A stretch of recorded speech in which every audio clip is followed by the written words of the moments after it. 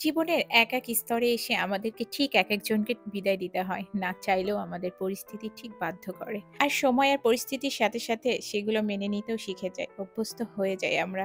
আসসালামু আলাইকুম। আমি ফারহানা চলে আসছি আবারও আপনাদের সাথে নতুন একটা ভিডিও শেয়ার করার জন্য। আর আজকে আমার ডাইনিং টেবিলে একটা কর্নার কিভাবে সাজিয়ে নিলাম পুরাতন জিনিসকে বিদায় করে নতুন জিনিস দিয়ে সেটা আপনাদের সাথে শেয়ার করব ইনশাআল্লাহ। আশা করছি আজকে ভিডিওটা আপনাদের অনেক ভালো লাগবে। আর ভালো লাগলে অবশ্যই লাইক করবেন আর সুন্দর মতামত দিয়ে আমার কাজের অনুপ্রেরণা আরেকটু বাড়িয়ে দিবেন। ঠিক আছে? আর যারা আমার চ্যানেলে নতুন তাদেরকে বলব প্লিজ আমার চ্যানেলটা সাবস্ক্রাইব করে আমার সাথে থেকে যাবেন। আজ কয়েকদিন ধরে এত আপুদের খিচুড়ি রান্না দেখতেছি আসলে নিজেকে আর সামলাতে পারলাম না। তাই সকাল নাস্তার জন্য আজকে খিচুড়ি রান্না করতে চলে আসছি। আর খিচুড়ি পছন্দ করে না আমার তো মনে হয় এমন কেউ নাই। সবার অনেক পছন্দ খিচুড়ি। আর আমার তো খুবই পছন্দ। আমার শীত, গরম, বর্ষা মানে সব সময় মানে আমাকে যখন খিচুড়ি দিবে আমি তখনই খেতে পারব। আমার যদি ৩ বেলা খিচুড়ি হয় আমার তাতেও কোনো সমস্যা নেই। শুধু খিচুড়ি তো আসলে ভালো লাগবে না। তো সেজন্য একটু মাছ ভাজি করে নিব। আর মাছ ভাজি এখন খিচুড়ির সাথে হয়ে যাবে আর দুপুরেও হয়ে যাবে। তো সেটা চিন্তা করে আসলে মাছগুলো একটু মেরিনেট করে রাখতেছি। আর আমি মাছ ভাজিটা যেদিনই করি বা যখনই করা হয় না কেন, আমি সর্বোচ্চ চেষ্টা করি ১ ঘন্টা সর্বনিম্ন ০.৫ ঘন্টা হলেও একটু মাখিয়ে রাখতে মসলাগুলো। তাহলে কিন্তু মাছ ভাজিটা অনেক মজা লাগে। আর বাসায় হচ্ছে সবাই মাছ ভাজিটা বেশি পছন্দ করে। তবে মাছের তরকারি রান্না করলে সেটা দেখা যায় কেউ খায় না। ওটা আমাকেই খেতে হয়। কারণ বাসায় সবার হচ্ছে মাংসটা খুব পছন্দ। আর এইজন্য আসলে বাসায় মাছটা রান্না করলে কেউ খেতে চায় না। তবে মাছটা ভাজি করলে আবার একটু সবাই পছন্দ করে। আর এইজন্য আসলে মাছের তরকারিটা খুব কম রান্না হয়। আর রান্না করলে সেটা আমি আমার মতন করেই করি। দেখা যাচ্ছে আমি ওটা জানি যে ওটা আমাকেই খেতে হবে আর অন্য কেউ খাবে না। তবে আমি নিজেও ছোটবেলায় অনেক মাংস পছন্দ করতাম। তবে পরিস্থিতির সাথে আসলে আমিও চেঞ্জ হয়ে গেছে আমার সবটা। আমিও মাছটাকেই পছন্দ করতে শুরু করি। তবে ছোটবেলায় আমি এমন কোনো সময় নাই যেটা মানে ভাত খাওয়ার সময় আমার মাংস থাকতেই হবে। আর এজন্য আম্মু দেখা যাচ্ছে মাংস রান্না করে ফ্রিজে রেখে দিতে হতো। আর সবথেকে মজার একটা ঘটনা সেটা আম্মু এখন আমাকে গল্প করে আরকি শোনায়। সেটা হচ্ছে যদি কখনো কোনো আত্মীয়দের বাসায় যে লং টাইম বেড়াতে যাচ্ছি, তো সেখানেও দেখা যায় আম্মু একটু মাংস রান্না করে বক্সে করে নিয়ে যেত। কারণ দেখা যায় সেখানে গেলে তো হয়তো ১-২ দিন মাংস হবে কিন্তু প্রতিদিন যদি মাংস না হয় আর সেক্ষেত্রে তো আমি ভাত খাবো না, কান্নাকাটি করব, জেদ করব। তো এইজন্য আসলে এই কাজটা করতো আম্মু।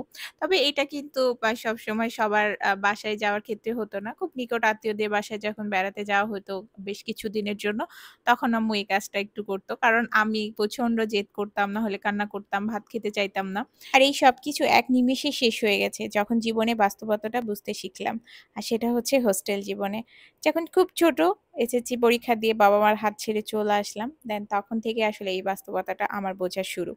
তো আলহামদুলিল্লাহ সেই জায়গাটা থেকে এখন জীবনে অনেক কঠিন পরিস্থিতি সামলাতে পারি, মানায় নিতে পারি, গুছায় নিজেকে আবার দাঁড় করাতে পারি।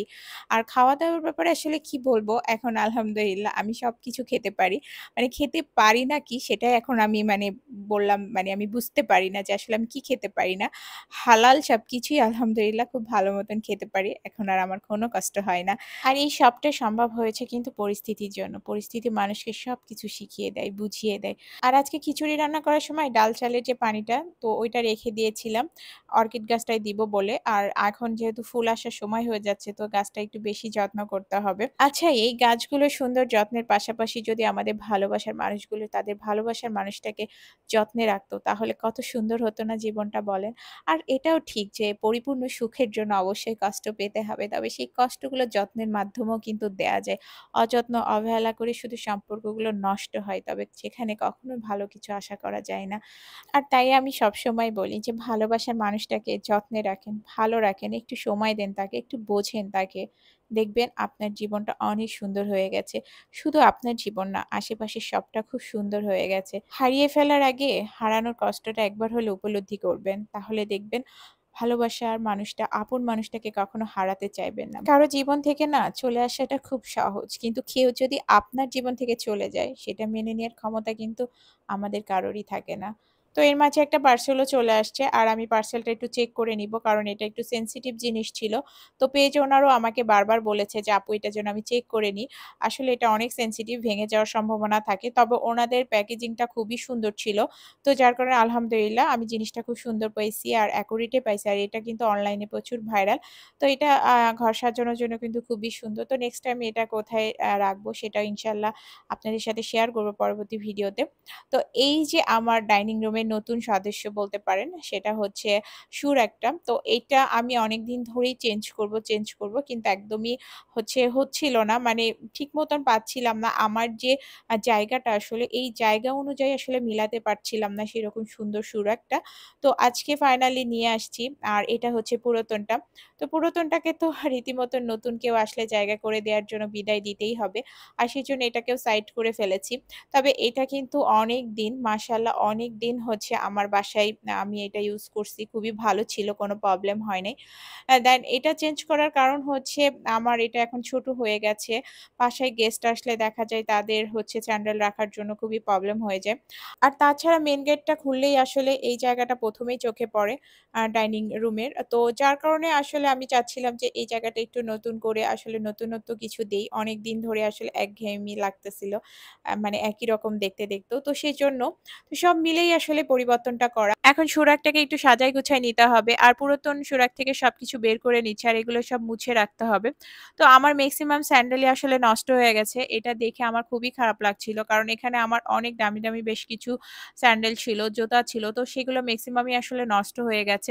আর এগুলো হওয়ার কারণ হচ্ছে যে আমি সবসময় যেটা পড়বো তো সেটা পড়তেই থাকবো। আর অন্য কোনো কিছু সেটা মানে আমি ধরবো না, এরকম একটা ব্যাপার থাকে। তো যার কারণে আসলে আমার অনেক দামি জুতাগুলা, স্যান্ডেলগুলো আজকে বাতিল করতে হচ্ছে। এটার জন্য আসলে মনটা অনেক খারাপ লাগছে যে এখন আমার আরো খরচটা বেড়ে গেল। তো যাই হোক অনেক স্যান্ডেল দেখছিলাম বাট সেগুলো কিন্তু একদমই দেখা যাচ্ছে আমার রাব ইউজও করা না। মানে একদিনও পরা হয় না এরকমও স্যান্ডেল আছে। দেন সেগুলোও কিন্তু নষ্ট হয়ে গেছে। আর স্যান্ডেল জিনিসটা আমি বেশ অনেকদিন আমার কাছে টেকসই হয়। মানে আমার কাছে খুব সহজে স্যান্ডেলটা মানে ছিঁড়ে যায় এরকমটা না। এই যে এই স্যান্ডেলটা আড়ং থেকে কিনেছিলাম আমার মনে পড়ে না যে আমি একদিনও পড়ছি। মানে পরে বাহিরে গেছি এরকমটা মানে নিয়ে আসার পরে নতুন ঐরকমই রয়ে গেছে। তো একটা গুছিয়ে নিয়েছি আর অনেকগুলো স্যান্ডেল বাতিল করতে হচ্ছে। তো এইজন্য একটু মনটা খারাপ লাগছে। তো খালা এগুলা ব্যাগে সব উঠায় নিয়েছে। খালা বলল এগুলো বিক্রি করে দিবে।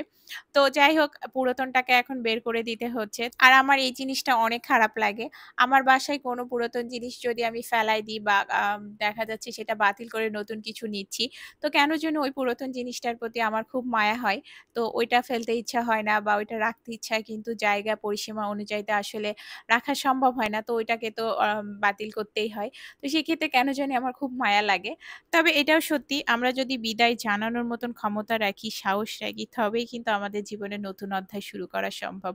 আর এখন আমি এই যে সুরাকের উপরটা একটু সাজিয়ে নিব। আর এখানে ঘর সাজানোর জন্য আমার কাছে প্লান্ট খুবই বেস্ট মনে হয়।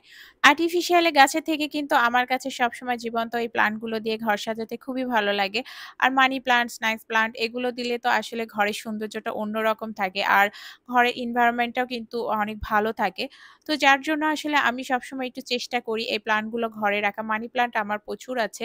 আর এই জায়গাটার উপরে আমি একটা সুন্দর শুভ্র সাদা একটা কাভার দিয়ে দিয়েছি। আর আমি সবসময় বলি যে আমার ঘর গোছাতে অনেক ভালো লাগে।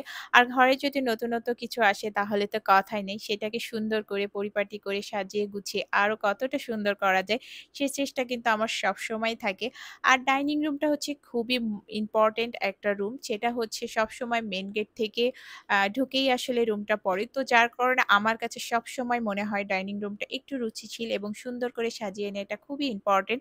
আর সেটা যতটা সিম্পল এবং খুবই সাদামাটা করে নেয়া যায় তাহলে তো আরো ভালো লাগে। কারণ সবসময় অনেক বেশি কিছু দিয়ে ঘর সাজালেই যে ঘরের সৌন্দর্যটা ফুটে ওঠে তা কিন্তু না।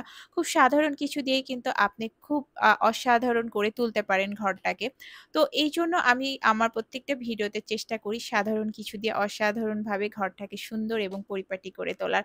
তো এই যে ছিল আমার সুরাকের ফাইনাল লুক। আর তবে এটাও সত্যি কথা ঘর সাজাতে হলে কিন্তু অবশ্যই মানসিক একটা প্রশান্তি থাকতে হবে। আপনার মনে যদি এই মানসিক প্রশান্তিটুকু না থাকে তাহলে আপনি যত কিছু দিয়ে বা যেভাবেই হোক না কেন ঘরটাকে পরিপূর্ণ সুন্দর করে সাজিয়ে উঠতে পারবেন না। সেক্ষেত্রে অবশ্যই আপনার মানসিক শান্তিটা খুব বেশি প্রয়োজন। আর সংসার জীবনে এই মানসিক শান্তিটা সবথেকে বেশি আমরা যার কাছ থেকে আশা করি, সে মানুষটা যদি আসলে মনের মতো না হয়ে থাকে তাহলে আমার কাছে মনে হয় সংসার করা আর ডাস্টবিনের সাথে বসবাস করা একদম সেম কথা।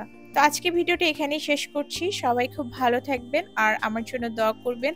আর আজকে আমার ডাইনিং রুমের কর্নারটা সাজানো কেমন হয়েছে সেটা কিন্তু কমেন্ট করে জানাতে একদমই ভুলবেন না। ভিডিওটা শেষ করে বিদায় নিচ্ছি মানে কিন্তু আমি চিরদিনের জন্য আপনাদের থেকে বিদায় নিচ্ছি না। আমি আবারও আসছি নেক্সট ভিডিও নিয়ে। আর সে পর্যন্ত কিন্তু ফারহান আপুকে ভুলে গেলে একদমই চলবে না। ফারহান আপুকে অনেক অনেক ভালোবাসতে হবে, অনেক অনেক সাপোর্ট করতে হবে। তাহলে ফারহান আপু আরো সুন্দর সুন্দর ভিডিও আপনাদের সামনে নিয়ে আসতে পারবে। আর তার সাথে কিন্তু ভালোবাসার মানুষটাকেও যত্নে রাখতে হবে। আল্লাহ হাফেজ।